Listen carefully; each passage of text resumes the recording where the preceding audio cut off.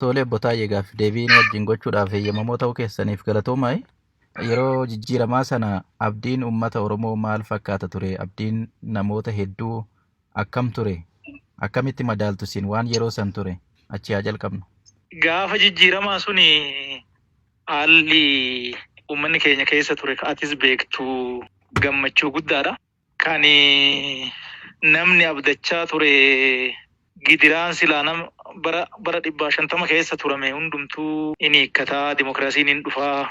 Gaafiin uummanni kaasaa ture ka afaaniin wal qabatu, ka diinagdee wal qabatu, dhimmoota jajjaboo gaafa sani lakkaa'amee ka'aa ture sun hin deebi'aa. Uummanni keenya nagaa hin argataa, bilisummaadhaan bahee galaa, hin ijaaramaa, hin hojjetaa, badhaadhinatti bahaa. Poolitikaan keenyas hin qaroomaa. Rasiin duraanuu aadaa keenyaa gadaa qabnaa. Poolitikaadhaaf jennee wal ajjeesuun hin dhaabbataa. Filannoon dimokiraasiin ka dhugaa hin dhalataa. An achitti Oromoo waliin dubbatee dubbii fixata malee sabaaf sablammii wajjinis obbolummaadhaan jiraata malee rakkoon hin jiraatu. Bakka darbee bari rakkoo dhumee ka jedhu abdiin akkasii turee jira. Warri alaa gales jira. Warri keessaa hidhaadhaa bahes jira. Na gammachuun tures baay'ee guddaadha. Gaafa san jalqaba irratti dirreen siyaasaatis banameera. Namni akka fedhetti dubbachaa, akka fedhetti socho'aa. Wanni sun turee jira. Hamileen namaa guddaa ture. So abdiin gaafas ture baay'ee guddaadha kaatuu beektu jechuudha. Keessumattuu waggoota 4 darban kana Oromiyaa keessatti dararaan sarbamni mirga namoomaa lammiilee irra gahu heddummaatee jira. Bakka hedduudhaan namooti rakkoo keessa akka galan ni himama. Kanaaf ka'umsi maali jettu? Rakkoo ga'e kanaafoo eenyutu itti gaafatama? Baay'ee dubbii ijoon as jira. Maddi rakkoo kanaa mooraan siyaasaa Oromoo diigamuudha. Gaafa duraa erga tokko qabsoofne gola adda addaa keessa ture. Namni aktiivistummaan hirmaate jira. Kan jaarmadhaan hirmaate jira. Bakka adda addaa irraa namni qabsoo kana godhee sabaaf sablammii wajjinis keessattuu dargaggoota naannoo Amaaraa fa'aa wajjinis jettoo fa'aa wajjinis qeerroon wal dubbisee qabsoon godhe suni gaafas akkasitti ture. Garuu maalinni garamitti akkamitti deemna ka jedhu suni dursamee karoorri hin kaayamne. OPDO'n qabsaa'ota gola adda addaa keessa jiraniif yaamicha godhee ture. Marii guyyaa 10 Adaamatti godheen bara 2010 gara jalqabaarra. Yaamichi guddaan godhamee dimokiraasiidhaan waliin hojjannaa jedhu turee jira. Garuu maaltu ta'e ergasii jijjiiramni gaafa dhufeen booda namni gara dubbii aangoo, gara dubbii faayidaa waan akkasiitti deemuu dhufee wal harcaasutu dhufee bitaa mirga harkisuu dhufee ka biraa hafee dhaabuma OPDO keessatti erga ODP'n ijaarame illee ODP keessatti walii wajjin mari'atanii ajandaa tokko irratti walii galanii waliin hojjechuun hin dhabame. Gara keenyaan marii nu barbaachisaa, koorii nu barbaachisaa. Qabsoon kun karaa qabate malee hin fullaanee ganaadhaa bakki deemamu. Keessoo keenyattis mari'achuu qabnaa, rakkoo hiikkachuu qabnaa ka jedhu yeroo baay'ee kaafne. Paartii mormituu uummata keenya irraa ta'anis dhimmoota sabaa, dhimmoota waloo irratti walii wajjin dubbachuun, quba wal qabaachuun hin barbaachisaa. Hayyootas hirmaachisuun hin barbaachisaa. Koorii nu barbaachisaa. Siyaasaan kunii akkasumatti harka tokko lamaan murna tokkoon waan deemuu miti an jedhu yeroo baay'ee kaafne. Garuu mariin hin sodaatama. Siyaasaan Oromoo itituurra gara faca'uutitti deeme. Siyaasaan suni mooraan siyaasaa gaafa inni akkasitti jeeqame. Warri gaafa san qabsoo gochaa tures waliin dubbifne. Warri qabsoo irratti wareegama baase. Sanirraa ka'ee murni qabsoo uummataa kana faayidaa dhuunfatiif oolchuu barbaadu bitaa mirgaan hundumaa waliin dhahee giddu galeessa to'ate jechuudha waan kana.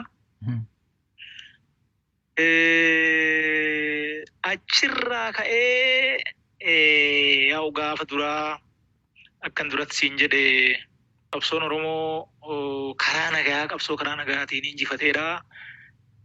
Burjaajii sanirraa ka'ee immoo namni gara gaaraa gara bosonaa deemes ture. Qabsoon Oromoo nagaan injifatee magaala seenee gaaratti deebi'uunis rakkoo guddaa tokko uumee jira.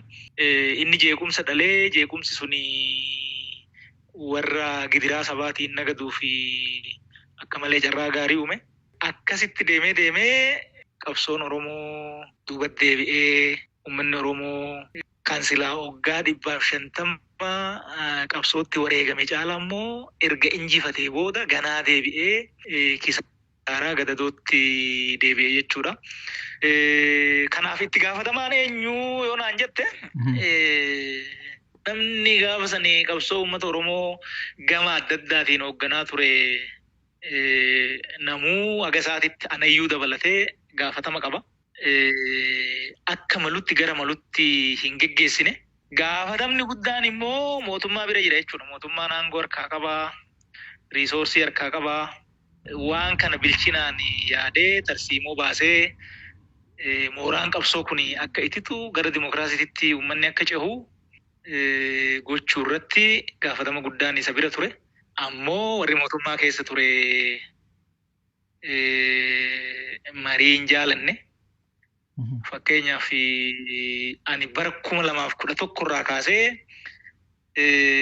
keessottis marii nu barbaachisaa, warra wajjin qabsaa'aa turre, warra nu mormu wajjinis marii nu barbaachisaa ka jedhu yaada kaasan ture. Fakkeenyaaf bara 2011 hayyoota darajjee gara faanfaa turaniiru, garasuun turanii jiru, garasuu tufaa. Biraanee Masqal turee jira, Dooktar Biraanuun turee jira, Dooktar Hasan Huseen fa'aa turanii jiranii barreeffama tokko gaafa san waajjira paartii koominikeeshiniin turanii barreeffama tokko qopheessinee barreeffamni suni rakkina fuulduratti mudatuu maluu fi akkaataa rakkoon sun itti ce'amu ana keeku jechuudha. Rakkoo gurguddaa 4 dhufuu deemaa waan saniif gamanaa yoo hojjenne malee boruu keessa ba'uu hin dandeenyu hin jedhu akeekaa. Garuu rakkoon tokkoffaan jeeqama nageenyaa dhufuu danda'a. Jijjiirama kana faalleessuu humni barbaadu baay'ee jira. Nu immoo ijaarama agasii hin qabnu. Kanaafuu gamanuma itti yaannee humna bakka jiru keessaa nama fuunee change agentii nagaa kana sirriitti hoogganu bakka cabeetti dafee fayyisu tolchuu barbaachisaa ka jedhu ture. Lammaffaan jeeqamni diinagdee dhufuu danda'a ka jedhu warri jijjiirama faalleessuu barbaadu economic sabotage godhanii jireenya qaalessanii carraa hojii dhiphisanii rakkoo jijjiirama kanarra fiduu hin danda'u. Kunis gurmuun jijjiirama kana utubuu ka diinagdee qofarratti hojjetu. Kunis baay'inni ramadamee fi ijaaramuu qaba ka jedhu ture. Sadaffaan kufaatiin bulchiinsaa dhufuu danda'a. Wanni kufaatiin bulchiinsaa dhufuuf amalli kanaan dura barame keessaan bahamnee dimokiraatawaa miti bulchiinsi kanaan dura ture. Wanni kuni haaromsamuu barbaadaa. Gahumsaan namni ramadamaan turre dandeettiin abdeet ta'uu qabaa. Yoo kana ta'uu baattee hanni kan dur caalaa hammaachuu danda'a. Uummanni mootummaa amma jaalatu kana boru jibbuu danda'a. Kanaaf kanas humni murni gurmuun jabaan xiinxalee yeroodhaan furmaata kennaa deemu ani bulchiinsa jabeessu an bakka kufetti bakka cabeetti fayyisu jiraachuu qaba ka jedhu ture. Afuraffaan kufaatii dippiloomaasiiti. Dippiloomaasii kana keessas noo haawosaatuun qabu warri jijjiirama kana hoogganuu. Warri waan kana harkaa qabaachaa ture warra kaanii, warra waan kanaan faallati. Kanaaf kanas bakka kamirraayyuu naannoo kamirraayyuu nama muuxannoo dippiloomaasii qabu, namoota biyya jaalatan, namoota ga'umsa qaban caasaan jiru akkuma jiru ta'ee maddiitti caba dippiloomaasii ilaalee akkamaa fayyisaa ka deemu ijaaramuu qaba ka jedhu ture. waan kana waraqata kennineefi turree waraqanni kun cal jedhamnaan koree giddu galeessaa ODP irratti ankaasee jira. Nama 54 ture gaafasi. Gaafa sanii an kana kaasnaanii hayyoon akkana jedhan jennaan kuni diyaaspooraan yaada maraattee akkana taatii waan kana jalan deeminaa suni akkuma waan waa beekanii of se'uu isaanumaan beekanii waan isaan jedhan hin dhagahinaayii ka jedhu muummichi dubbatan jechuudha 2011 yakkaatitti waan akkanaa keessa. Waan isin ta'uu malaa jettanii shakkitanii yeroo sana eertan kana waan hayyoonni kaasan kana keessaa wanni lafarratti mul'ate maali? Afran isaatu ta'ee jira. Afran rakkoodha jedhame kun hundumtu yaadni sun waan didameef furmaanni gaafas akeekame sun waan fudhatamuu dhabeef tarkaanfiin sun waan hin godhaminiif takkittiin isaa kanaaf hin jiru jeeqame nageenyaa dhufee jira. Uummata keenya ganna 5 jaarsaa jaartii nyaachaa ture, dubartiif daa'ima nyaachaa ture. Hooggansa keenya hooggansuma paartii badhaadhinaa, miseensota paartii badhaadhinaa hallakkoofsi hin beekamne nyaachaa ture. Kisaaraan nageenyaa Tigraay wajjin wali buunee naannoo Amaaraa keessaa nama jiru kana hin argitaa. Kisaaraan biyya kana kisaaraa namoomaa lubbuu namaatiin kaffalchiise, qabeenya biyyaatiin kaffalchiise waraanni Tigraay kophaa isaatitti $28 biliyoona kan nyaate. Waan kana oolchuun hin danda'ama ture odoo yaadni sun fudhatamee jiraate. Hin didamee kisaaraan kun achii dhufe. Kisaaraan bulchiinsaa yoo laaltu bulchiinsi amma yoo laalte hanni duraanii sarara diimaadha jenne amma afaa diimaa ta'ee jira jedhaniiru muummichi ministeeratu yoo laalte. Hanni kan dur hammaate jennee lafti saamame jennee maal jennee ol amma hanni lafa qabatee seera qabeessa ta'ee waan ati himuunuu dubbachuunuu sitti ulfaatu. Lafatti argitaa bulchiinsi cabee cabiinsi bulchiinsaa jira jechuudha.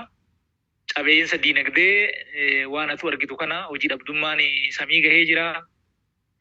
Qaaleensi jireenyaa akkatamma argitu kana. Ikoonomiidhaan guddanne numa jedhama. Garuu immoo hojjetaan mootummaa ka damoozi isaa 5,000 ka kiraa manaa 6,000 kaffalu jira jechuudha. Damoozi isaa kiraa manaatiif qofa kan isan geenye. Ka bo'aa ooluu, ka cabbe, ka uqqate, ka guyyaa lamatti gaafa tokko nyaatu hojjetaa mootummaa ka kaleessa warra qarqaaru anarra warri qarqaaru baay'eedha jechuudha. Ikoonomiin diinagdeen akka malee cabee jira jechuudha. Kana soofnee dhoksine malee. Dippiloomaasiidhaan wal qabateetis dhimmi Itoophiyaa waggaa tokko keessatti yeroo 12 UN itti dhiyaatee agwaa keessaa hin baanee baankiin addunyaa IMF'n gargaarsa nu kennu hundumaan dhaabee nutti duulame jechuudha. Cabiinsi afran hin dhufa jedhame sun tokkichuun hafne jechuudha. Kana bira darbine waan silaa hubatame gaariidha uummanni akka beeku jedhee yaadu an biraa jira.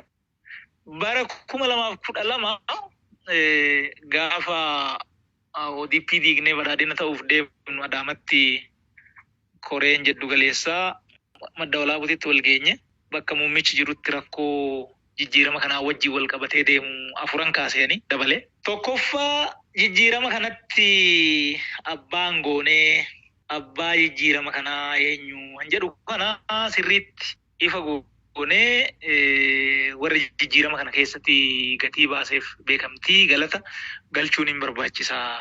Yoo kana godhuu baannee jijjiiramni kun abbaa dhabaa burjaajii dhalataa jedhee itti himee ture. Wanni kun tokko jijjiiramni waan asuma ol ka'ee miti qabsooni kan bara waaqoo guutuu faadhaa, bara Olomoo Qilxuu faadhaa, kan bara Hayilee Fidaa faadhaa, kan bara Taaddasaa Birruu faadhaa achi jalqabee dhufe. Gaafa immoo jijjiiramni dhufu qeerroof qarree nama 5,000tu wareegama baase lubbuu. Kan dugdaa cabee, kan miilaa cite, kan ijaa bade immoo lakkooftee ittiin baatu baay'eedha. Warra waan kana keessatti gatii baase kana warra cabe kana haga dandeenyuun beenyaallee haa kaffallu. Haadha ilma dhabdeef beekamtii haa kenninu. abbaa niitii dhirsa dhabdeef waan kanarratti beekamtii haa kenninu haga dandeenya qarqaarsa haa goonu ilmi kiyya baga wareegame haa jedhu intalli kiyya baga gatii baafte haa jedhu bagan harka kiyya dhabe haa jedhu namni achi keessatti miidhamee jara kanaaf beekamtii haa kenninu horii ramannee baay'ata ramannee waan ittiin dhaabbatan waan ittiin jaaraman haa goonu kana hoo godhuu baannee jijjiiramni kunii warruma isa qabsa'ee isa fide kanaanii boru mormamuu malaa ka jedhu kaaseen ture. Gaafa sanii nama 54 keessa gara nama 50 ture. Koree giddu galeessaa ODP. Yaa qabxii lammaffaanii qalbii dargaggeessaa kanaa gara nagayaa gara diinagdee gara hojii fiduu barbaachisaa. Dargaggeessi Oromoo barnoota irra turre, fincila irra ture, qabsoo irra ture. Leenjii adda addaa ka ga'umsa isaa itichu hin barbaachisaa. Mindset yookaan immoo jijjiirama qalbii gara nagayaa fidus hin barbaachisaa. Horii ramannee dargaggeessi kun akka inni dandeettii gabbifatu, akka inni qalbii geeddaratu, akka inni waan dubbisu afaan isaatiin argatu, bal'inaan akka argatu godhuu qabna. Dharraa hojii bal'inaan warraaqsa diinagdee gaafa jijjiirama keessaa jalqabne san jabeessinee carraa hojii bal'inaan uumuufii qabna. Yoo kana ta'uu baatee dargaggeessi kun jijjiirama ofii fide kana deebi'ee irratti loluu mala. Bu'aa jijjiiramaa kana keessaa qooda argatuu qaba. Yoo kana argatuu baatee rakkoon jijjiirama kana hin mudata boru ka jedhu kaasee ture. Sadaffaa wanni an kaase waan itti gaafatamummaa wajjin wal qabatu. Gaafa san hooggansa bakka tokkotti waa balleesse bakka biraatitti jijjiirama. Wanni kunii ta'u namni balleesse haga balleesse saniif gaafatamuutu irra jira. Itti gaafatamummaan yoo jiraachuu baatee sirni sirna ta'uu hin danda'u. Namni biraatu badiidhaaf kaka'a. Namni duraan yakka hin qabne iyyuu badiidhaaf kaka'a. Innaa nama bakka tokkotti balleesse bakka biraatitti jijjiiruun itti gaafatamummaa hambisuun wanni kun uummataa walitti nu buusa. Uummata nu jibbisiisa. Uummata nu jibbisiisuu qofa odoo hin ta'in qajeeltoo ittiin qabsoofne san illee hin cabsa. Kanaaf itti gaafatamummaan gamgamaan godhamee qorannaan godhamee namni waa balleesse itti gaafatamuu qaba malee bakka biraa jijjiiramee muudamuu irra hin jiru. Wanni kunis boruu oolee bulee sirnatti balaa ta'a ka jedhu kaaseen ture. Afraffaan hanna. Hanni akka malee fiiga jira. Namni jaalaa soddaan wal jaaree hannatti seena jira. Hanni immoo wayyaan illee nyaatee TPLF isa nyaatee nullee nun dhiisu. Uummata keenyas immoo qabsoo inni bara meeqa qabsa'e gatii bara inni meeqa kaffalee jijjiirama inni fide kana harka dallaalota muraasatitti galchaa qabsoo isaa uummata bu'aa malee hambisaa. Deemsa keenyas hin gufachiisa. Nu kuffisuu iyyuu danda'a. Kanaaf hannarratti addeeffannee qabsa'uu qabnaa.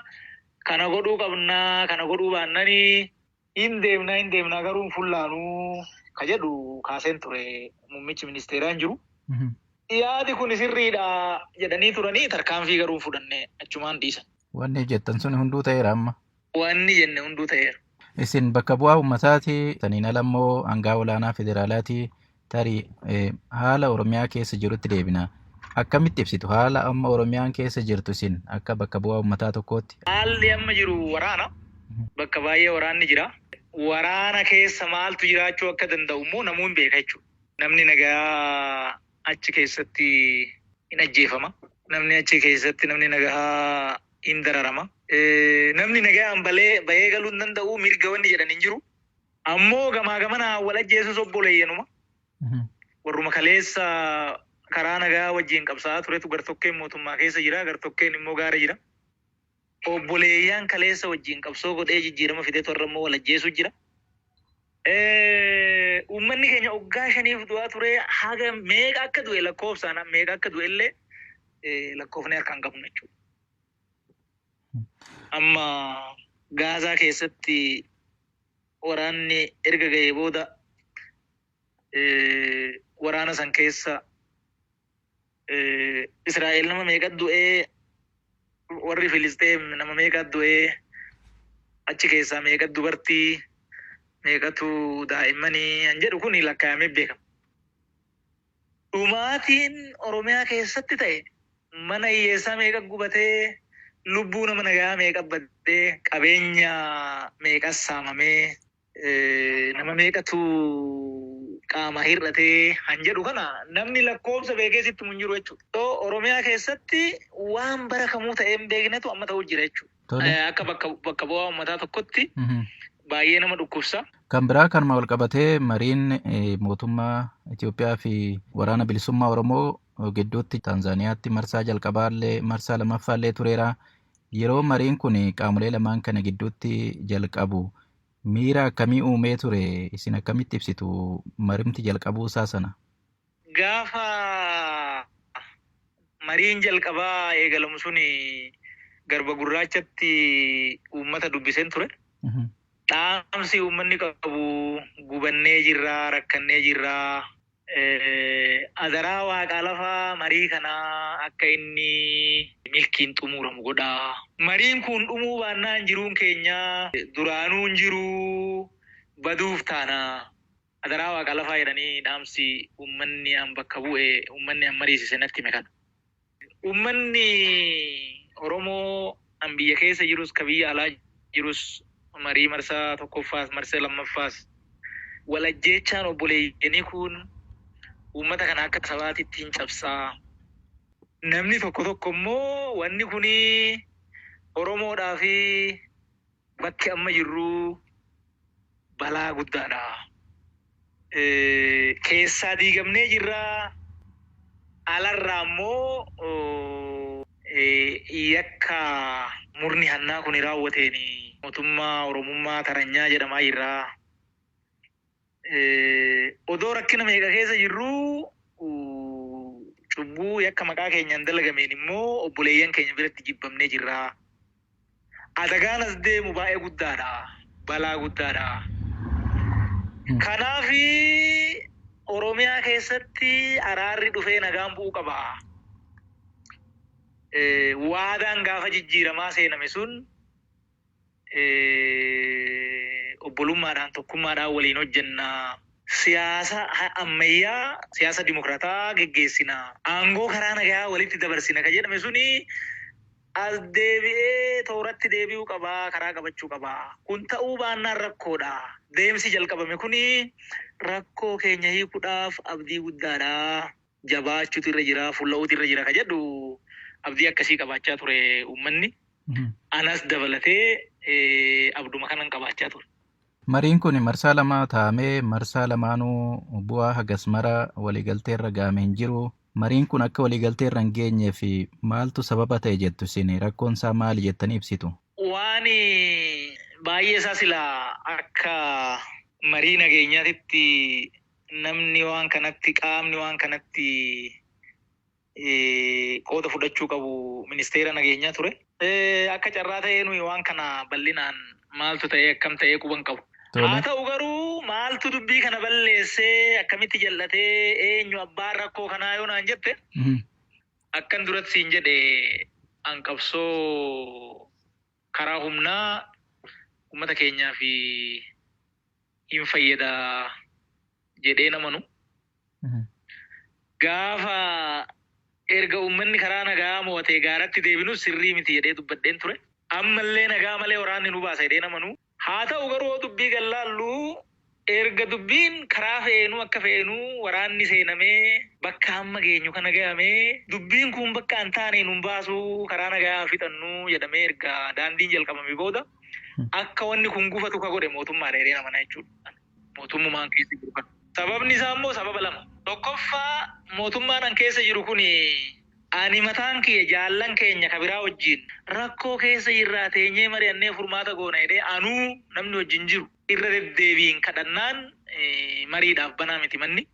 Marii qajeeltoo irratti hundaa'e waan rakkoo hiiku ka dhugaa irratti hundaa'e waan akkanaa kana gochuun hin barbaadamu. Nama waliin dhahanii gogowwomsaniituma darbuutu barbaadama. Tokko amala kana qabu mootummaan kiyya kun. Lammaffaa immoo namichi amma marroo gaara jiru warra waboo hoogganu kuni qilleensa mootummaan to'atu keessatti bakka dubbiin kun haa dhumu yoo mootummaan illee na dhahe haa du'u jedhee riiskii fudhatetti gaara keessaa bahee xayyaaraan Taanzaaniyaa deema. Kuni kutannoo agarsiisa natti. Dubbiin rakkoon nageenyaa Oromiyaa keessa jiru kuni gama fe'eenuu haa uumamu garuu amma nagaan hiikkachuu qabaa. An jedhu kana tarkaanfii guddaa fudhatee nama namarroo nan. Gammachuu abbooyyeetiis akkasuma. Jechuun riiskii fudhatanii deemanii.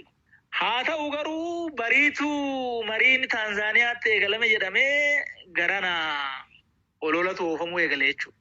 Shanee balleessinee jirraa, absaa jirraa ha jedhu ololliin eegale.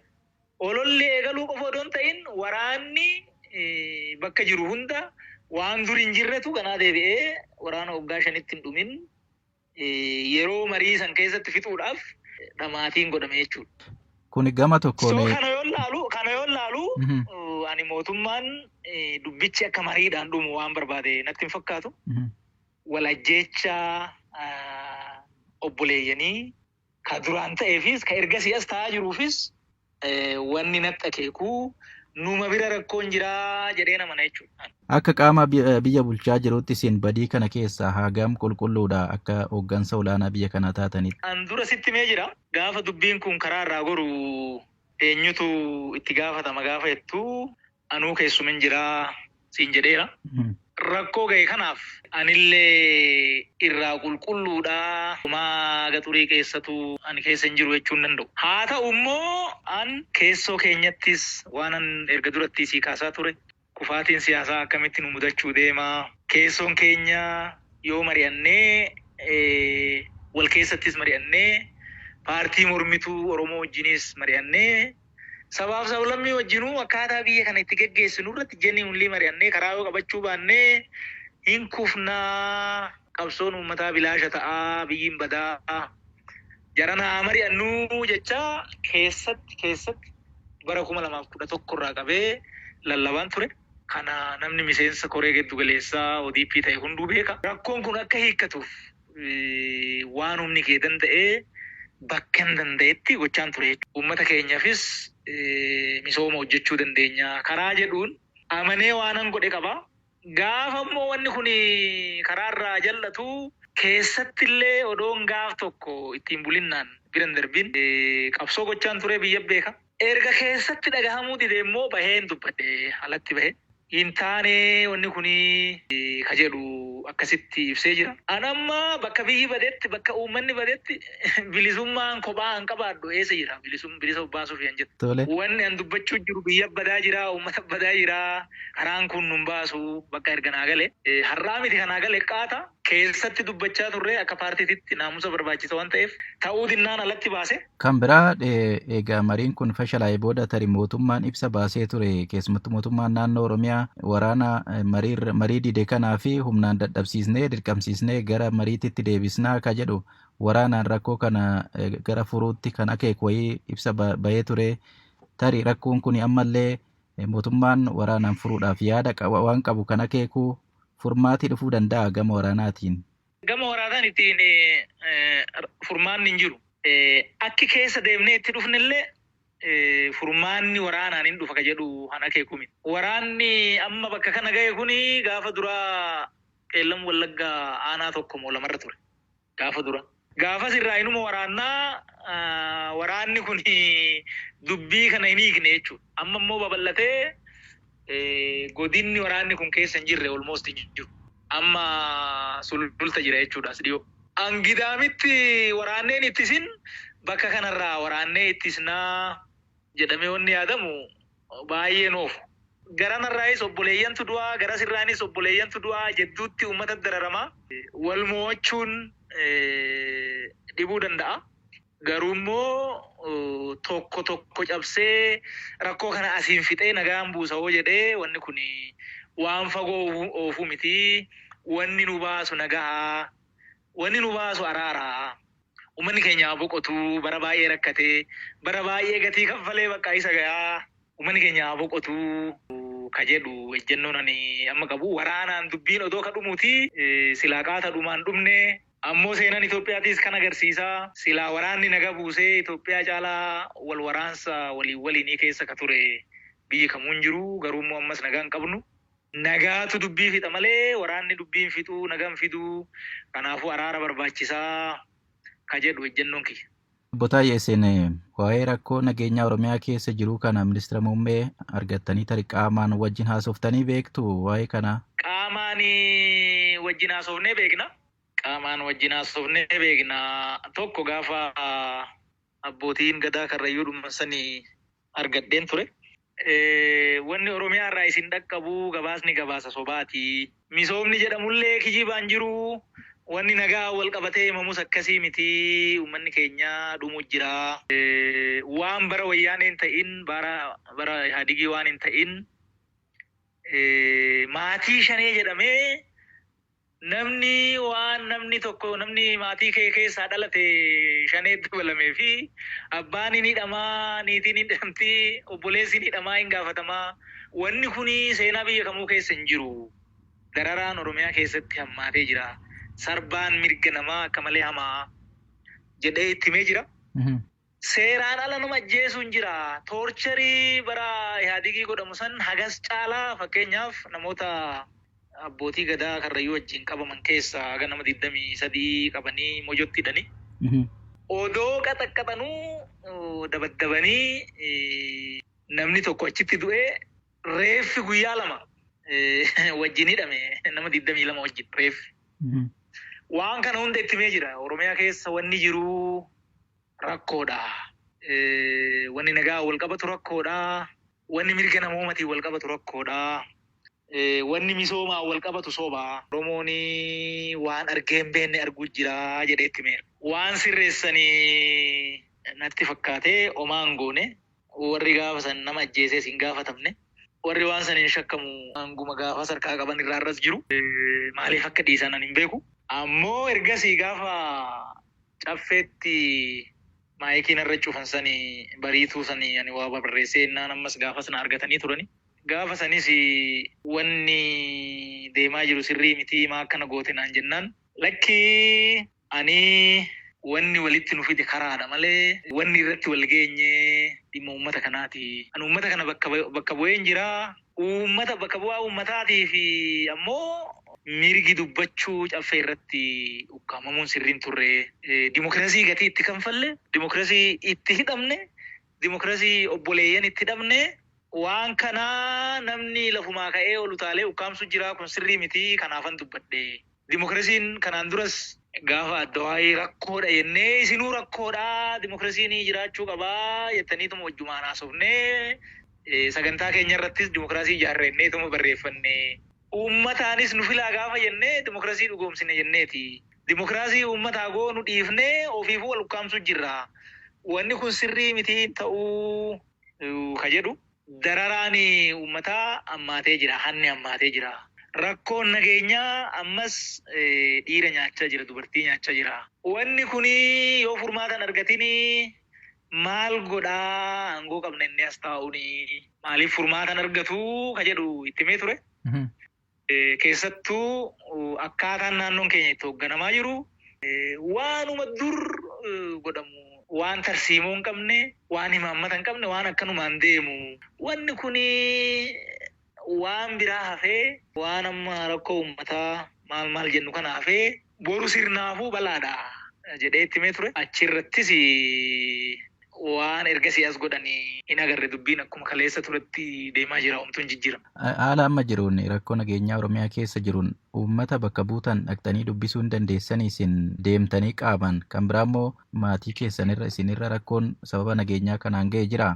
An amma ana qofa otoo hin ta'in asii Adaamaa dhaqanii galuunu warri keenya garba gurraachaatu hin beektaa. Waraanni ganda shanoo irra ture dhihoo asii muka xurrii irra ture. So garba gurraacha dhaqee dubbisuu hin danda'u jechuudha parsanaalii. Maatii keenya irra immoo rakkoon qabatamaadhaan ga'e maalinni haati tiyyaa ooruu qabdi.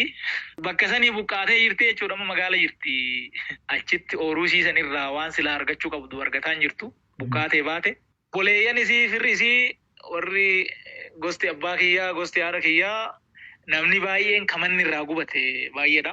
Gama tokkoon mootummaa wajjin jirtu jedhamee kasaamame kan midhaan itti gubate jira. Gama kaaniin immoo warra shanee deeggartu jedhamee ka ajjeefame ka dhaaname kan loon irraa qalame jira. Birri dhiyoo kan butamee abbaa butee waaqan beekaa birrii 500,000 birrii 1,000 kaffalee akkasitti kame baay'ee jira. Akka maatiitti akka qe'eetitti warri keenya gaafa nani qabsoo eegalu haatiitti yaaddatti. Gabrummaan isin jettan kuni meerree nu silaa nagaumaan qotannaa nagaumaan gabaa dhaqannaa maali meerree jechaa turte gabrummaa gaafa nu dubbanne. Innaa amma erga manni gubate erga loon irraa qalame ergamaan adda addaa obboleeyyan isii fira isii dhiyoo irratti wanni kun ga'e. Bilisummaan isin barbaada deemtan silaa kanaayyuu naan jette jechuudha. Bilisummaan isin barbaada dhattan kanaayi. So akka maatiitti akka uummatan bakka bu'eetitti akka uummata Oromiyaatitti Gujii jechuu dandeechaa Wallagga Afran ilaaluu dandeechaa Shawaa Afran ilaaluu dandeechaa Karrayyuu addatti ilaaluu dandeechaa amma Arsii Bahaa seenee jira wanni kunii. Arsii dhiyaa keessattis dhiyoo kana gara Qoree bakka adda addaatitti Harargee Lixaa bakka adda addaatitti gidiraan uummata keenyarra ga'aa jiru sababa waraana kanaatiif waan ati himtee fixxuu miti rakkoo guddaadha jechuudha. Kanaaf ammoo wanni nu baasu maalinni sobnee fakkeessuu odoo hin ta'in dhugaa dubbannee bakka itti mucucaanne sanitti deebinee marii dhugaa goonee dhugaa walii galchinee araaramuu qofatu uummata kana baasa. Kana godhuu baannan uummanni kun baduu fi jiraachuu hedduu jira. An jedhu kana jechuudha yaadii an amma qabu. Uummanni akka uummataatitti Oromoof diina ta'e biyya kana keessa hin jiru. Biyya kana keessa haga dimokiraasiin hin dhufin, haqin dhugoomin, haga bilisummaan walqixxummaan lafa hin qabatin sabni fayyadamaa ta'u hin jiru. Hundumtuu miidhamaadha. Haala amma jiru keessatti nama miidhamaa jiru malee namni miidhaa jiru hin jiru akka uummataatitti. Rakkoo handhuumu kaleessa san uumaa ture anarra suumu. Duris kan uume warra kisaaraa uummataatiin fayyadamuu barbaadu. Kanatti uummanni dammaquu qaba. Tokkummaa keessa ofii jabeeffachuu qaba. Inni piraayoriitii jalqabaati. Mataa jiru irratti qarree qoran jedhanii erga isa tolfatee booda immoo sabaaf sablammii biraa wajjinis akka isaatitti hariiroo nagahaa, hariiroo obbulummaa tolfachuu irra jira. Karaa kana qofa nu baasa jedhee naman. Tole Butaayyoo sa'aatii dheeraa fudhattanii gaafiif deebii kana wajjin gochuu keessaniif baay'ee isin galateeffanna. Amiin isinis ulfaadha.